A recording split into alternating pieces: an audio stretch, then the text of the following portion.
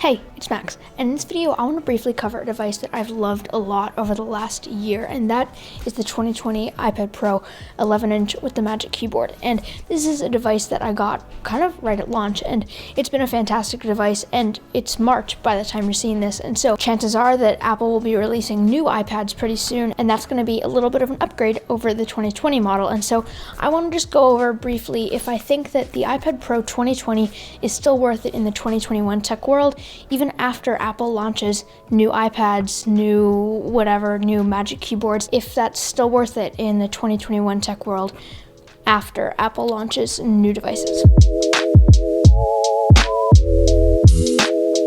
Alright, so let's get into it with the specs that I have on this thing. So there's not very much configuration you can do with iPad Pros, which maybe will be changing soon, but right now I just have the 256GB model. It's 11 inches, space gray with the Magic Keyboard, and then I don't have the Apple Pencil on it right now, but I have the Apple Pencil on it most of the time, and so it's a great configuration. It's a great storage option as well. I edited off this thing for several months, and it was really good. It didn't really run out of storage at all in that whole process, and so it's been really great, and it's definitely a pretty good storage option. And that storage option, rather than like 512 or 1TB, is a lot more affordable. Even though the iPad Pro is not necessarily so affordable, it is for sure a good storage option, and it's a pretty good affordability for the 256GB model, and I feel like 128GB is dipping a bit low for that, but for sure I think it's a good configuration to have 256GB of storage, and maybe 128 is like the minimum you should get, so that's the base model. So let's talk about the Magic Keyboard. The Magic Keyboard was an add-on that they released last year alongside the iPad Pro,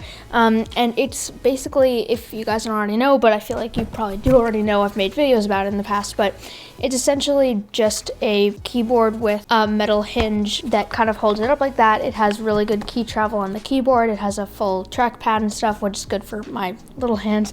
And so it's for sure a really good keyboard, and it's a great accessory as well. Like you can sort of, have it on your lap and like be really comfortable kind of holding it and stuff. And so it's a great accessory, and for sure I think this is one of the best accessories for the iPad. Apple Pencil, Magic Keyboard are sort of musts for the iPad if you can afford it. And so yeah, I think it's like it's a nice material. It's an overall really nice piece of accessory. So yeah, it's really great. Let's talk about the physical body of the iPad. So it's aluminum on the back, which makes it feel really light and really nice. And like you can kind of hold it around and use it like one-handed, which is really, really nice. And so, there you go. And the display is super nice as well. So it is an LCD, unfortunately, and so it doesn't have the best quality display on it, but maybe that's going to change this year with mini LED. But it is for sure it's a good display, and it's really nice. It's 120 hertz, and so it has a good refresh rate, and it's a really great display to use for all of your daily tasks, and it can do all of your daily tasks super easily. But kind of the iPad Air, when it was released in September, was sort of made this iPad feel a little bit irrelevant, and so I think that's sort of the case until they release new ones. And so to a certain extent, I think that this iPad has sort of been rendered irrelevant, just because the only leg up this iPad really has over the iPad Air is refresh rate, which Apple claims nobody will notice, and also the camera system, which also nobody will really notice. You're not really going to use your ultra wide or your LiDAR scanner necessarily, and so it's a little bit irrelevant at this point. So I think that to a certain extent you're going to want to go for the iPad Air if you don't want to get the iPad Pro 2021 if that's too expensive or whatever. The iPad Air is definitely going to be a good choice, and the iPad Air has kind of become like the best value and overall the best iPad in Apple's lineup right now, and so the iPad Pro is a little bit not so in the picture anymore, but it's still a really great device. I did all of my editing off of this for months, and it was all 4K 24 frames per second, and it ran super smoothly. I never had like an issue with it or anything like that, which is incredibly impressive actually, because Final Cut Pro even on like an M1 is still a problem. Like it's not as smooth and not as fast as it usually would be, and especially not as smooth or fast as the iPad Pro. And the iPad Pro is just overall like really, really great. 6GB of RAM, which does not sound like very much, but you can do all of your tasks. It's super fast, it's super snappy, it's an overall great device. So it's for sure really easy to, do all of your everyday tasks on it, and it's really good at that. Also, it's really great for school. I ran online school and in-person school off of it for many months. It's a really good device, especially for online school and productivity and work and everything that you would need to do on your device, really. And so I think that if it was macOS or if it was some sort of desktop desktop application or desktop web browser on it, that would make it even better, because the iPad has only access to iPadOS apps, and so you can't have necessarily like the desktop version of apps or the desktop version of websites. I mean, you can, but it's not as good. And you know, like running a channel off of this, YouTube Studio on the iPad is kind of terrible, and to have to run a channel off of just exclusively that is really, really difficult.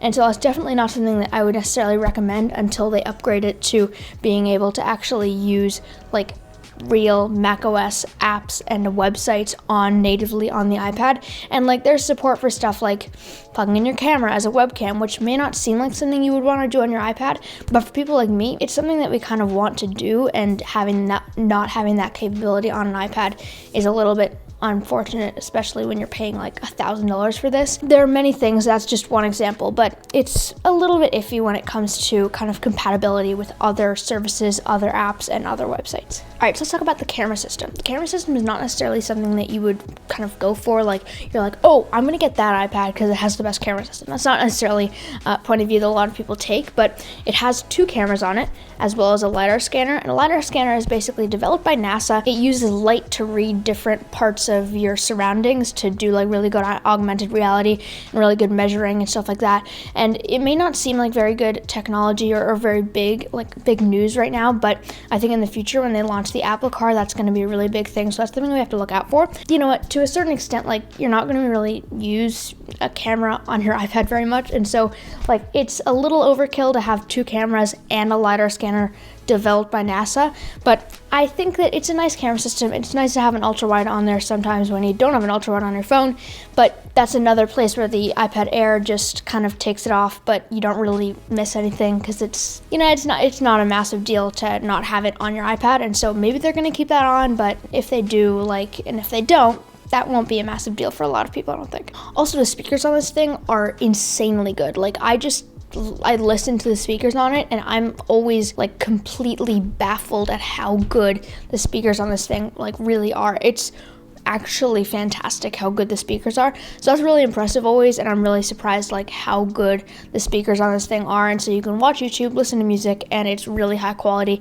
And it also kind of folds into like a really small form factor. And it also kind of is like a really small form factor. So that's like really, it's quite thin. Like, I mean, look at that. Like it's really thin. It's quite impressive actually how thin it is, and it's kind of a marvel of engineering, and it's a beautiful thing, and it's a really great iPad. So I'm excited to see what Apple launches later on, but this is a really great iPad, and in summary, it's a good iPad. But I feel like if you're not going to be paying attention to 120 hertz and a better camera system, you're going to want to go for the iPad Air, because I think that the iPad Pro is unnecessary, at least right now in the 2021 early before Apple March event Tech World. And so I think that like when Apple does launch more iPads in maybe March, maybe April, that's definitely going to make the iPad Pro a little more relevant. But right now, it's not really something that you're going to want to go for. The iPad Air is a much better choice right now, and especially for this budget, to have an irrelevant iPad and pay $999 for it is a bit much. So either way, that's been it. I'll see you guys in the next video. Subscribe below if you're not already, like this video if you liked it, and comment below if you have any questions for me, and I'll see you in the next video. Bye.